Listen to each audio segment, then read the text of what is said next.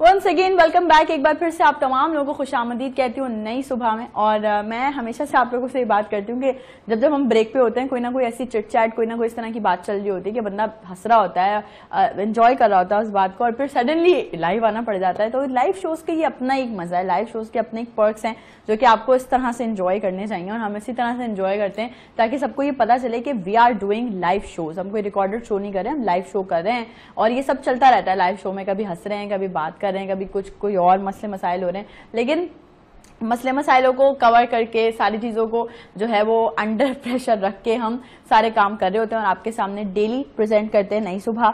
अच्छा, आपने भी शो का हिस्सा लाजमी बनना है। लाइव कॉल्स के जरिए आप कॉल्स कर सकते हैं हमें। आज हमारे प्रोग्राम में जो पहला सेगमेंट हमने स्टार्ट किया है जिसका जी नाम है कामयाब पाकिस्तान, जो मैंने आपको बताया स्टार्ट में इंट्रो में कि आज का हमारा प्रोग्राम जो है वो 2 सेगमेंट्स पर मुश्तमिल होगा और पहला सेगमेंट हम स्टार्ट कर चुके हैं। लेकिन उससे पहले एक बहुत ज़रूरी खबर है जो कि मैंने अपने ऑडियंस को देनी है। वो मैं आज समझ रही हूँ ब्रेकिंग न्यूज़ की तरह ये खबर आप लोगों को देने वाली हूँ। Not we are on news platform, but ये खबर आप लोगों के साथ इसलिए डिस्कस करना बहुत ज़रूरी है कि आप लोगों के साथ, आप लोगों के प्यार, आप लोगों की मोहब्बतों के बगैर ये चीज़ अधूरी थी। अगर आप लोग अप्रिशिएट नहीं करते, अगर आप लोग साथ नहीं देते, अगर आप लोग हमें मोटिवेट नहीं करते, तो ये बिल्कुल एक अधूरी सी बात थी हमारे लिए। कि जब हम कल का लाइव शो करके हम बैठे अपनी मैनेजमेंट से बात कर रहे थे तो हमें ये पता चला, and suddenly I just came to know कि यार अल्हम्दुलिल्लाह पिछले 2 मंथ से, यानी कि पिछले previous 2 months we are on top. हम जो है वो रैंकिंग में इस वक्त टॉप कर रहे हैं, यानी कि Nai Subah is on top. So many congratulations to all the team members of Nai Subah. और मैं समझती हूँ कि बहुत बड़ा हाथ है आप ऑडियंस का हमें कामयाब बनाने के लिए, हमारी पूरी टीम का, हमारे कैमरामैन, हमारे डायरेक्टर, हमारे प्रोड्यूसर, हमारे वीपी, इन सब का बहुत बड़ा हाथ है हमें कामयाब बनाने के लिए। एंड स्पेशली हमारे जो चैनल ओनर हैं उनका, कि वो हमें जो है वो सपोर्ट करते हैं, हमारे लिए जो है वो एफर्ट्स करते हैं, हमें हमेशा से जो है वो एक प्लेटफॉर्म प्रोवाइड करते हैं कि जाओ गो एंड फ्लाई, ये वाला प्रोसीजर है हमारे पास। तो यही वजह है कि जब हमें विंग्स मिल गए और हमने अपने प्रोग्राम को मजीद बेहतरी की तरफ लेके जाना चाहा, एफर्ट्स किए, मैं समझती हूँ सिर्फ सुबह 2 घंटे लाइव आना, आप लोग अगर ये समझते हो कि बस यही है तो ये नहीं है। हमारी रातें भी इसमें काउंट होती हैं, हमारा इससे पहले का टाइम भी काउंट होता है, इसके बाद का टाइम भी, यानी कि पोस्ट टाइम भी काउंट होता है, प्री टाइम भी काउंट होता है, हर चीज काउंट होती है। ये 2 घंटे का शो आपके सामने प्रेजेंट करने के लिए ना हमें एक रात की मेहनत करनी पड़ती है, फिर सुबह आने से पहले, फिर जाने के बाद, मतलब शो खत्म होने के बाद भी एक मेहनत है। तो तमाम लोगों को बेहद मुबारक हो टीम को। और ये मजीद मैं समझती हूँ 1 से ऊपर तो कहीं हो नहीं सकता, लेकिन हम आगे और मजीद कामयाबियां भी इस वक्त तय कर सकते हैं। इस यहीं पे हमने रुकना नहीं है, क्योंकि बकौल अल्लामा इकबाल सितारों से आगे जहान और भी हैं। तो अभी तो हमें बहुत सारी चीजें जो है वो तय करनी है और एक साथ मिलकर करनी है। बहुत सारे लोगों की काविशें, बहुत सारे लोगों का हाथ है इस कामयाबी के पीछे। अल्लाह पाक का सबसे बेहद एहसान और शुक्र है कि अल्लाह पाक ने हम पर अपनी रहमत जो है अपना करम बनाए रखा। और मैं समझती हूँ ना जाने बहुत सारे लोगों के बहुत कुछ बुरा चाहने के बावजूद भी बेशक ये बात बिल्कुल सच है, वतुइज़्ज़ु मन तशा वतुज़िल्लु मन तशा, बेशक जिल्लत और इज्जत अल्लाह पाक के हाथ में है। तो अल्लाह पाक ने ये जो इज्जत हमारी बनाई है, ये जो हम इस वक्त टॉप रैंक कर रहे हैं, तो ये इज्जत हमेशा अल्लाह पाक कायम और दायम रखे। और आप तमाम लोगों ने भी हमारे लिए बहुत सारी दुआएं करनी है कि इसी तरह से हमारा मॉर्निंग शो जो है वो मजीद और मजीद कामयाबियों की तरफ जाए। तो कामयाबियों की बात हो रही है तो कामयाब पाकिस्तान सेगमेंट में मैं इंट्रोड्यूस करवाने वाली हूँ। On my left hand side सबसे पहले मैं समझती हूँ उनको आपने बेतहाशा जगह पे देखा है। और जब बात आती है ना पाकिस्तान की यूथ की बेटरमेंट की, पाकिस्तान के यूथ के लिए बात करने के लिए, तो मैं उस दिन बहुत एक्साइटेड भी होती हूँ और मेरे लिए वो चीज़ बहुत मायने रखती है, क्योंकि ये जो यूथ है ना, ये हमारे मुस्तकबिल के मेहमान है। इन्हीं को हमने परवान चढ़ाना है, इन्हीं के लिए हमने काम करना है। हम जैसे लोग बीइंग यूथ काम कर रहे हैं, लेकिन यकीनन हमसे ज्यादा अच्छा काम करने वाले लोग भी दुनिया में मौजूद हैं, और उनमें से ही एक हीरा चुन के आज हमने नई सुबह का हिस्सा बनाया है। पाकिस्तान की यंगेस्ट IT एक्सपर्ट, और अब मैं पाकिस्तान की बोल रही हूँ, that means she is a female. और ये सोचें कि मुझे कितना प्राउड हो रहा होगा कि एक बीइंग अ फीमेल आप इतना अच्छा काम कर रही हैं IT में, और मतलब यंग यूथ के लिए काम कर रही हैं। ना जाने कितने अवार्ड्स अपने नाम किए हैं। मैं अगर गिनवाने बैठूं तो शो का टाइम खत्म हो जाएगा। बहुत सारी जगहों पे आप उनको देखते हैं, उनकी बातों से मोटिवेट भी होते हैं और साथ ही साथ उनसे टिप्स भी लेते हैं रिलेटेड टू IT। तो आज हमने कहा हम भी नई सुबह का उनको हिस्सा बनाएं। तो मेरे साथ इस वक्त स्टूडियोज में मौजूद हैं सोनिया मुनव्वर। अस्सलाम वालेकुम मैम, कैसी हैं आप? मैं ठीक हूँ, वेलकम टू नई सुबह। कैसी हैं आप? Thank you so much. मैं बहुत अच्छी हूँ, अल्लाह का शुक्र। मैं आपसे बहुत सारे सवालात करने वाली हूँ, लेकिन उससे पहले यहाँ का इंट्रोडक्शन बहुत जरूरी है। वो इसलिए कि मैं हमेशा से ये बात कहती हूँ कि एक एम्पावर बीवी के पीछे एम्पावर शौहर का हाथ होता है, एक एम्पावर बहन के पीछे एम्पावर भाई का हाथ होता है, एक एम्पावर माँ के पीछे एम्पावर बेटे का हाथ होता है, लेकिन एक एम्पावर बेटी के पीछे ना यकीनन यकीनन यकीनन एक एम्पावर बाप का हाथ होता है। क्योंकि मैं बीइंग अ डॉटर, मुझे पता है कि मेरे फादर मुझे किस हद तक सपोर्ट करते हैं। मेरे अब्बा अभी नहीं है पाकिस्तान में, बाबा जो है वो पिछले 1 महीने से तुर्की में है। तो हमें पता है, मुझे याद भी बहुत आती है, लेकिन ये है कि वो वहाँ से हम कांटेक्ट में हैं। और अभी भी जब कल मैंने उनको बताई ये बात कि वी आर ऑन टॉप, तो उन्होंने बहुत अच्छे से अप्रिशिएट किया। उन्होंने कहा कि वहाँ होते तो मतलब हम उसको इस तरह से सेलिब्रेट करते। तो यकीनन एक एम्पावर बेटी के पीछे एक एम्पावर बाप का हाथ होता है। और आज मेरे स्टूडियो में ये जो फादर डॉटर का डुओ मौजूद है ना, इसलिए ही ये सेगमेंट का नाम कामयाब पाकिस्तान है। क्योंकि सबसे पहले तो जो मतलब उनके सोनिया के वालिद साहब हैं, जिनका मैं भी आपसे इंट्रोडक्शन करवाने वाली हूँ, वो खुद बाज़ाब्ता बहुत अरसे से as a media coordinator different organisations के साथ काम कर रहे हैं और बहुत अच्छे इंसान हैं। क्योंकि ज़ाहिर खुद उन्होंने अपनी बेटी को इस तरफ किसी भी फील्ड की तरफ अगर परस्यू करने की परमिशन दी है या काम करवा रहे हैं, तो मैं समझती हूँ कि वो उनका खुद का अपना इतना वास्ट एक्सपीरियंस है। तो आज उनसे भी बहुत सारी चीज़ों पे हमने डिस्कस करना है।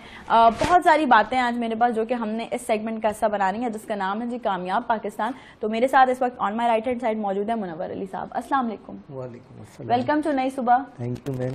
कैसे हैं आप सर?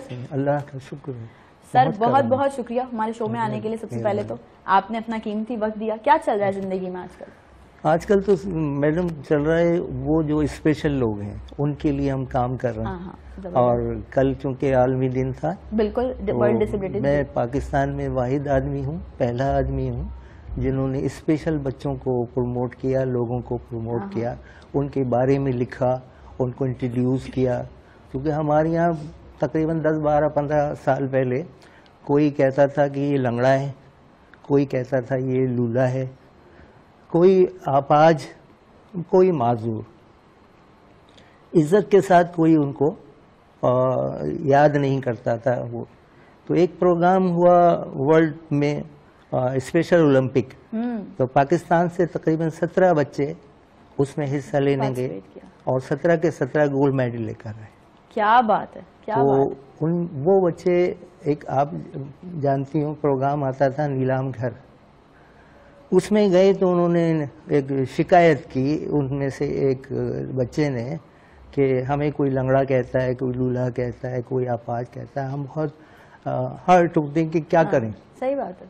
हमारा कोई स्पेशल नाम रख दीजिए ताकि हमें कोई बुलाए तो इज्जत के साथ, एहतराम के साथ, क्योंकि हम खुद नहीं हुए हैं, कोई तो स्पेशल बचपन से है, कोई हादसे का शिकार हो गए। तो उन्होंने कहा कि नहीं, आप तो बड़े स्पेशल लोग हैं कि इतने सारे बच्चे गए और सबके सब गोल्ड मेडल लेकर आए। ये पहली मर्तबा हुआ था, तो आप सब स्पेशल हैं। तो उस दिन से उनका नाम स्पेशल हो गया और किसी ने उनको फिर माजूर कहना, अपाज कहना, लंगड़ा, लूला, अंधा, बहरा कहना छोड़ दिया। तो ये बड़ी इज्जत की, एहतराम की बात थी। और मैं उनके बारे में लिखता हूँ। मैं चूँकि 48 साल से मीडिया में हूँ, प्रिंट मीडिया में, और इसके अलावा मैंने बहुत पुराना कभी कोई काम नहीं किया। जैसे होता है ना, आज सब्जी बेच रहे हैं, कल ड्राइवर बन गए, परसों, ऐसा नहीं किया। इसमें इज्जत और एहतराम बहुत था। और मैंने कॉलम लिखे, कॉलम नवीस रहा, फोटोग्राफर भी रहा, मतलब जो मीडिया के हवाले से काम था वो। तो मतलब बेसिक फील्ड सेम थी, उसी में आपने वेरिएशन। हाँ, उसमें चेंज। तो इसमें आप जानती होंगे बहुत मशहूर मारूफ साहब थे, उनकी वालदा थी महमूदा सुल्ताना, वो कलम लिखती थी। बिल्कुल बिल्कुल। और उनके साथ मैं भी लिखता था। क्या बात है। उनका ऊपर की तरफ छपता था, खातून होने के नाते उनकी प्रायोरिटी हासिल थी, और उनके कलम के नीचे मेरा। सही। तो इस तरह हम लिखा करते थे। फिर बहुत सारे टॉपिक्स पे बात होती थी। जामिया कराची की पॉइंट्स होते हैं तो उस पर लिखते थे, और चीज़ों पे जो मुश्किलात थी, मसाइल थे, उस पर हम कॉलम लिखा करते थे। सही। वो भी मज़ाहिया होते थे। जैसे जामिया कराची की हमने लिखा कि जनाजा एक्सप्रेस, मतलब थोड़ा सा स्किट से रिलेटेड चेंज, हाँ, इस तरीके से हम लिखा करते थे और लोग उसको बड़ा पढ़ा करते थे। आमिर लियाकत साहब की वालदा थी महमूदा सुल्ताना, बिल्कुल जी। तो आमिर लियाकत साहब भी बहुत अच्छे और अच्छे आदमी थे। बस ये है कि कुछ लोगों की कुछ प्रायोरिटी होती है, कुछ लोगों की कुछ होती है। तो हमने शुरू से मीडिया का काम किया और उसमें हम अच्छे रहे, इज्जत की वजह से, एहतराम की वजह से। क्या बात है, जबरदस्त। और आपका तो माशाल्लाह से इतना वास्ट एक्सपीरियंस है, मैं समझती हूँ कि आपसे तो हम सब और यकीनन बहुत सारे लोग सीख भी रहे होंगे। ये जो बातें करते हैं सर, उससे भी बहुत कुछ सीखने को मिलता होगा। सोनिया, आप बेसिकली पाकिस्तान की यंगेस्ट IT एक्सपर्ट हैं। ये मतलब ख्याल कैसे आया कि भाई इसी फील्ड में जाना है, इसी में काम करना है? बचपन से देखते आ रहे थे, अब्बू मीडिया में है, अब्बू को जो अब्बू का काम था उससे रिलेटेड कंप्यूटर का बहुत इस्तेमाल होता था, लेकिन क्योंकि घर में था नहीं तो उनको बाहर से इसकी सर्विसेज लेनी पड़ती थी, तो मुश्किलात का सामना था। कभी जो लोग कर रहे होते थे वो मैं बिजी हूँ, लाइट गई हुई है या कुछ और मसला है, तो या उनके पास काम बहुत ज़्यादा है, तो वो अब्बू का काम जो है उस वजह से डिस्टर्ब होता था। हम वो देखते थे बचपन में कि अब्बू हम परेशान हो रहे हैं काम को लेकर, तो फिर हमारे घर में कंप्यूटर आया, हमने अब्बू के काम से रिलेटेड जो चीज़ें थी वो सीखी, आहिस्ता आहिस्ता करते करते फिर वो हम IT की तरफ चले गए। हमने बेसिक कंपोजिंग से शुरू किया था, उर्दू कंपोजिंग में, क्योंकि काम उनका वही था, न्यूज़पेपर वगैरह के हवाले से। फिर वो करते करते हम IT से ग्राफिक्स और दीगर 3D एनिमेशन वगैरह उस ये सब आप कर लेती हैं? जी, मैंने माशाल्लाह 22 एप्लीकेशंस में एक्सपर्ट हूँ मैं इस 22 एप्लीकेशंस में, ग्राफिक्स से और एनिमेशंस की और इस तरह की मुख्तलिफ कोर्सेज किए हैं मैंने। क्या समझती हैं सोनिया? मैं समझती हूँ ये दौर जो दौरे हाजिरा चल रहा है ये भी, और आने वाला दौर भी IT का ही दौर है। आप कितना भी कोशिश कर लें, टेक्नोलॉजी आपकी मिनट मिनट में आपके साथ। सबसे मेन चीज देखो ना, आपके पास ये जो गैजेट है ये सबसे बड़ी टेक्नोलॉजी है आपकी, ठीक है? तो अभी इस वक्त अगर देखा जाए, हमारी यूथ को देखा जाए, ऑल ओवर एक रेशो बनाया जाए, तो कितना रुझान है हमारे यूथ में इस वक्त IT की तरफ आने का? IT की तरफ रुझान तो बहुत है यूथ का, लेकिन क्योंकि ज़्यादातर लोग तालीम याफ्ता नहीं है, इस वजह से उनको उसका यूज़ और मिस यूज़ के बारे में नहीं मालूम। बस मोबाइल है, सही है, हर जहाँ बैठेंगे वो पिक्चर्स क्लिक करना शुरू कर देंगे, या अगर उन्होंने फेसबुक IDs बनाई हुई हैं तो उसका मिस यूज़ कर रहे हैं। उसका आप कहें कि मुस्बत यूज़ उनको नहीं आता, किस तरह किस चीज़ का यूज़ कर सकते हैं वो नहीं आता। अब TV है, वो भी टेक्नोलॉजी है, आपके सबके घर में, किसी के घर में 24 आवर्स ऑन होता है TV, लेकिन उस पर वो क्या देखना चाहते हैं, क्या देखने से उनकी मालूमात में इजाफा होगा, उनको नहीं मालूम। बस ऑन है, TV चल रहा है, किसी के यहाँ कार्टून चल रहे हैं पूरे दिन, किसी के यहाँ ड्रामा चल रहा है, लेकिन कोई ऐसी चीज़ आप TV पे नहीं देख रहे जिससे आपकी मालूमात में इजाफा हो, या आप जो काम कर रहे हैं, जिस फील्ड में हैं, उसमें मजीद बेहतरी आप ला सकें। तो ये किस तरह से हम लोग पॉजिटिव यूज कैसे कर सकते हैं टेक्नोलॉजी का? क्या क्या टिप्स हैं आपके पास? मेरे पास टिप्स तो यही है कि सबसे पहले अगर आप सोशल मीडिया की तरफ आएँ तो आप अगर इसका मुस्बत इस्तेमाल करें तो आप इससे बहुत अच्छी अर्निंग कर सकते हैं। अगर आपके फॉलोवर्स हैं, ऑर्गेनिक हैं और आप मार्केटिंग स्किल्स आपकी बेहतर हैं, तो आप किसी की भी एडवर्टाइजमेंट अपनी फेसबुक प्रोफाइल से कर सकते हैं, जो कि बहुत ही आसान है।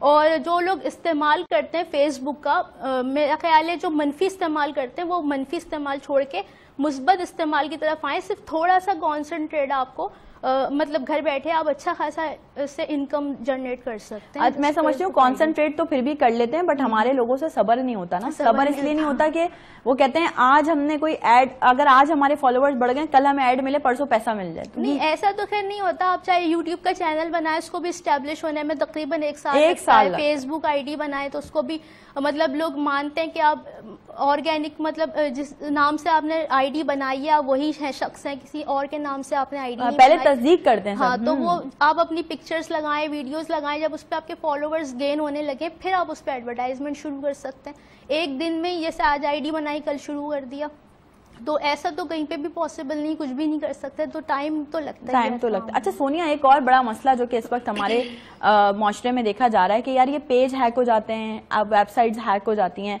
और मैं समझती हूँ ये करने वाले कोई बाहर वाले नहीं होते होंगे, शायद अपने ही लोग हैं, अपने ही हैकर्स हैं। इस बारे में क्या बात करना चाहेंगे जो बहुत जल्दी चीजें हैक हो जाती हैं? हैकर्स तो हैं, हर जगह हैं, आपकी आईडीज भी हैक हो रही हैं, फेसबुक की पेजेस तो बहुत ज्यादा हो रहे हैं, आईडीज भी हो रही हैं, तो इसके लिए आप खुद एहतियात कर सकते हैं। जिनका पेज है, जिनकी आईडी है, उनको चाहिए वीकली बेस पे उसका आप पासवर्ड चेंज करें, और आपने किसको एडमिन बनाया हुआ या किसको एडिटर राइट दिया, ये आप मस्टली चेक करें। जब भी कोई काम करवाएं किसी ऐसे शख्स से कराएं जिस पे आप ट्रस्ट करते हो। ऐसे ही किसी ने कॉल की आपको कि मैं फेसबुक पेज मैनेज कर सकता हूँ या कर सकती हूँ, मुझे तो काम दे रहे हैं, आपने फौरन से उसको एडमिन बना दिया या एडिटर बना दिया, ऐसा ना करें। पहले ये मेक श्योर कर लें कि आप जिस शख्स से काम लेना चाहते हैं उसको आप जानते हैं, पहचानते हैं, तभी उससे आप इस काम में। ये आजकल बहुत ट्रेंड हो गया है, मेरे पास भी बहुत सारे मैसेजेस फेसबुक पे भरा पड़ा है कि हम मैनेज कर लेंगे। यानी कि मैं समझती हूँ लोगों ने बेसिक कुछ 2-3 चीजें सीख ली हैं और वो समझते हैं कि वो सोशल मीडिया एक्सपर्ट बन गए हैं, सोशल मीडिया मैनेजर्स बन गए। तो ये ना करें भाई, हर चीज के लिए आपको प्रॉपर नॉलेज होना बहुत जरूरी है। लोग सालों लगा देते हैं, उसके बाद जाके उनको वो चीज प्रॉपर समझ में आती है।